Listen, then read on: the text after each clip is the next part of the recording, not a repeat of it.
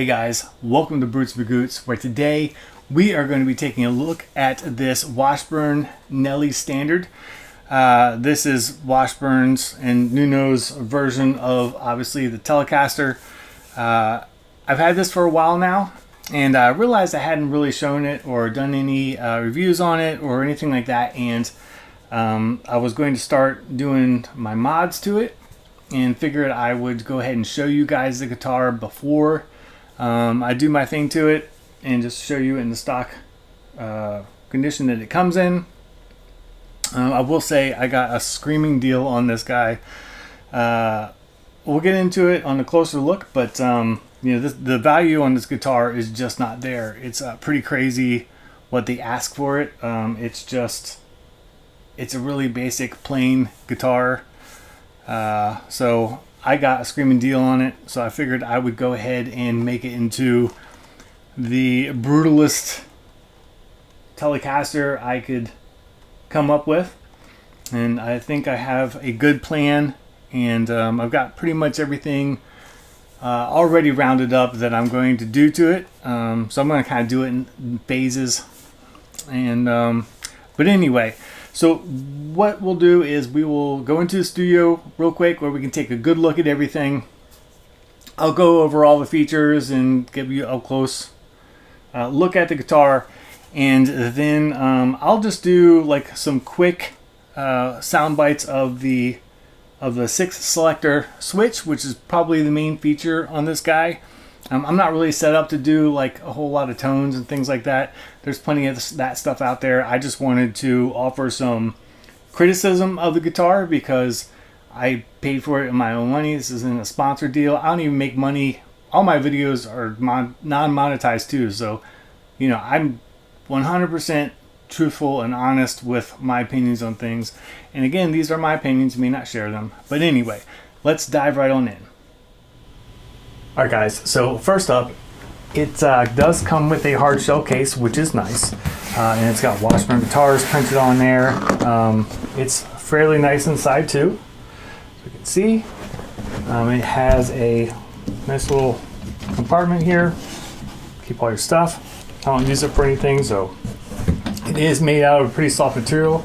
The only drawback to it is it doesn't stay past 90 degrees, or actually like 85 degrees, so anytime you let your hand off of it, it doesn't go back far enough to actually stay open. So good luck getting your guitar out without your case coming and crashing down on you if you have your hands full. So while we're looking over this, keep in mind this is a $2,600 American made guitar, which is crazy to me. The only difference between this and the Deluxe is the Deluxe has a bird's eye maple with ebony fretboard and a figured maple top, and that's it. And that is another $600 for, I think it's like, was it like $3,200 or whatever? 33? Can't remember what it is, but it's ridiculous. My main gripe with this thing is that, and this is with every one of them, I haven't seen one online that is straight, but maybe you have, is that the neck is crooked. You see that? See how this guy is off center? Now every single one of these guitars is made this way. So it starts, fairly dead center down here, and then by the time you get up here, we are way off center. And I dare you to find a picture of this guitar where it's not like that. And that's just unacceptable for an American made guitar. It's supposed to be American quality and all this stuff, and this is just a cash grab from Washburn. It's fucking crazy. The body is swamp ash. It has obviously one volume, and we have a Seymour Duncan vintage stack here. And then down here we have a Bill Lawrence L2500, which I don't think either one of the pickups, the electronics actually seem pretty decent. We have our switch here, which is a Freeway Ultra, which is basically a 6-position switch.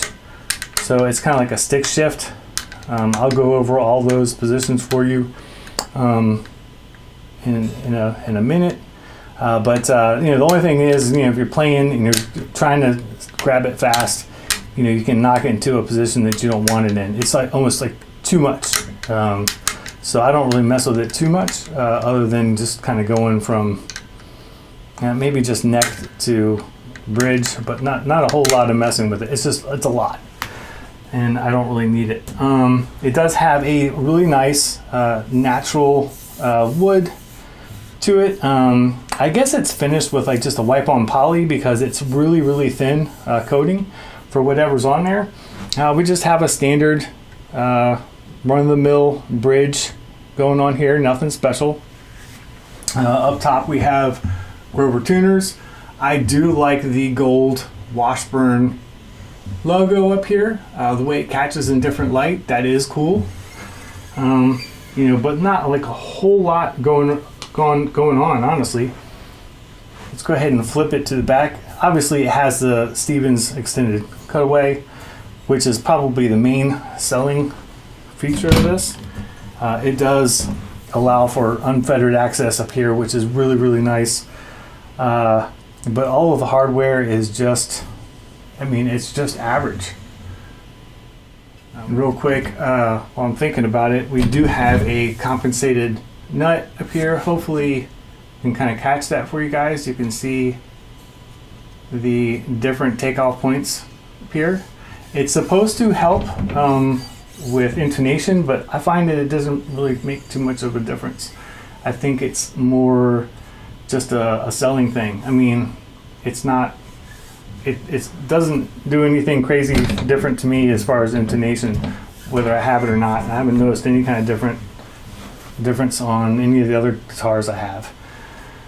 Back here, I went ahead and took these covers off for you guys, so you can see in here, they do actually do a really clean routing out, which is a lot better than what you see typically in, you know, made in Mexico guitars, or made in Korea. So that is nice. You can see the back, you can see how complex and huge this 6-position switch is.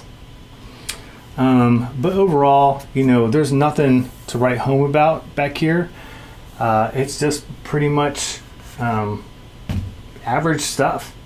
The fretboard is a bird's eye maple, and sorry about, I've been playing on a bit, so you can, it's kind of all grunged up, but you can kind of see some of the bird's eye maple, which does look nice up here. Here we go for you. So that does look nice. And that's pretty much it. 22 frets, 25.5 scale length. Just a very plain and basic guitar. So the crazy thing is they're asking $2,600 for this thing, and it doesn't even have locking tuners. These are just standard Grover tuners. So they don't even give you locking tuners. Again, I have the grounding issue with this thing, which I'm not worried about because I'm ripping the electronics out. They give you nickel frets. Nickel frets. They don't even give you stainless steel frets. So I'm going to have to like refret this thing. The way that this neck is off and not in line, like, dude, that kills me. Like, I'm so anal retentive, like having this thing off just absolutely just bothers me to no end, and it's inexcusable on a guitar this price. Again, I can rip this thing because I don't get paid by them or even for the video, so I'm giving you just 100% unfiltered opinions on this thing. Another thing that's dumb is it was nice to include, you know, a heel access to adjust a truss rod, but you have the neck pickup so close to here, and there's not a relief cut right here to allow access, so I had to get a whole different set of Allens to be able to drop in there in that short space to be able to adjust it, which is just real dumb. I don't understand what their thought process there is, but it's just the quality that went into this thing is just inexcusable. I just don't understand it. I mean, the neck isn't even graphite reinforced. And these are features you find on just $1,000 guitars, like stainless steel frets and stuff. Look at what Solar's doing, for $1,200, $1,300, all the features that you get. And this is just all standard, basic, plain Jane crap. So, them charging this much money for made in America guitar is just ridiculous. All right, guys, so now that we've taken that close look at the guitar, I'll just go ahead and show you some different sound changes that you'll notice with the 6 selector switch and what it's capable of. Real quick, I wanted to show you like a super cool feature that I got right out of the box. Is it's got grounding issue, which now it's not doing it, but real nice work. Great work, guys. You fucking really banged this one out, didn't you? Okay, so this position is just the neck pickup. We'll just do high gain and then we'll do clean. But I'm not really set up to do a whole lot of this, so just ignore the tones and stuff like that. Hopefully you'll get an idea. That's all I'm trying to do here.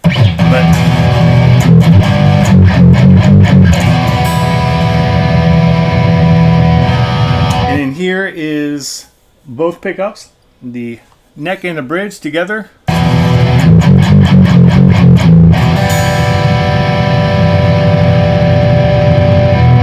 And then here is just the bridge.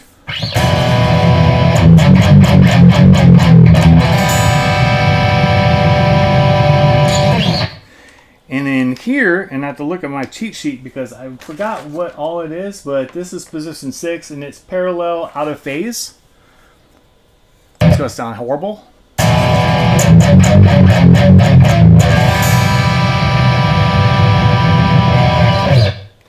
And then we have series out of phase. This is with both, obviously with both pickups.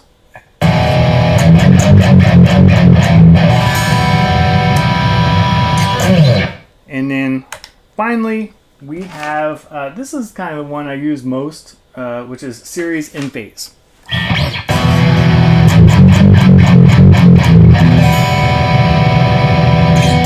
But I like the meat of that. Like, it sounds meaty.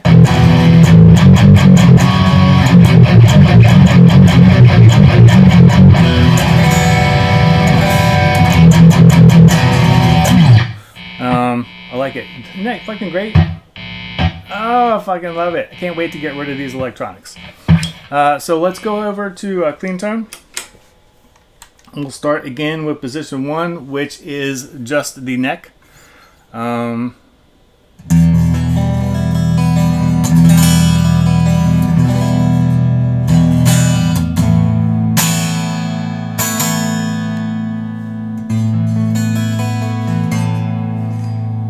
And we'll go to the neck and bridge together.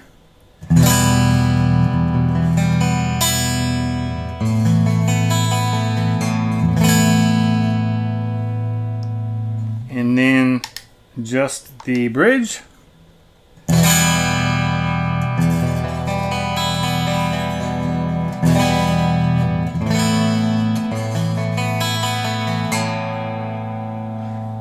And then we go over to, again, cheat sheet. Sorry guys, because I always forget it. I never use these positions anyway. This is parallel out of phase.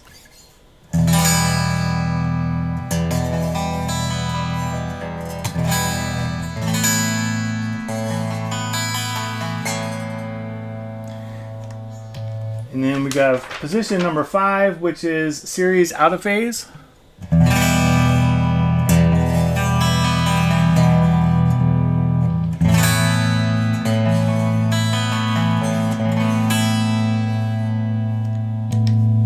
Finally, we have, again, probably one of my favorites is series in phase. This is position 6.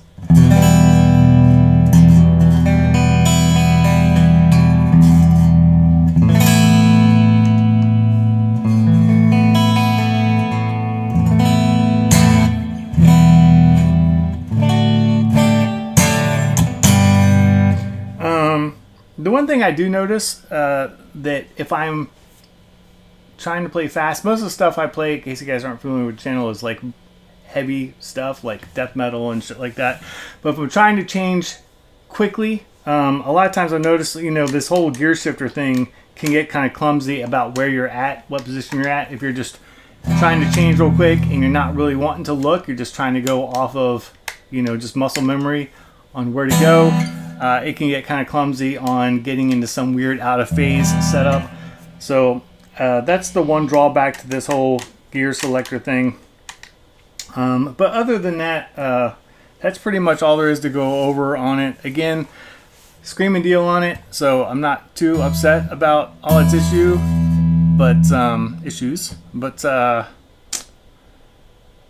And again, like, I really just gonna do this as like a mod guitar and just see where that goes and see how heavy and brutal I can get it, because I like to mess with stuff. I don't know if you guys watched any of the videos on this Charvel that I completely redid. This is kind of close to the road I'm gonna do on this. So I got like obviously do locking tuners. I got Babbitt's bridge. I got the bare knuckle Cobra T pickups, which is the brand new. The first time they've done the Cobra T, the Cobra pickups and the Telecaster, and then I break my shit. And I'm going to also like shape the body some. That's one thing I like about a body like this, because it's easy to shape, and then I just do some wipe-on poly over top of it, and nobody's the wiser. It looks the same, but it's contoured more to how I like. And I'm going to refret it with some Jescar stainless steel frets, which are size jumbo, by the way. Anyway, hope you guys enjoyed the video and learned a bit about this guitar, and you can make your own decision on it, whether it's a value or not. To me, it is not. This is only get this guitar if you get a smoking deal on it. Otherwise, it's a hard pass. See you guys later.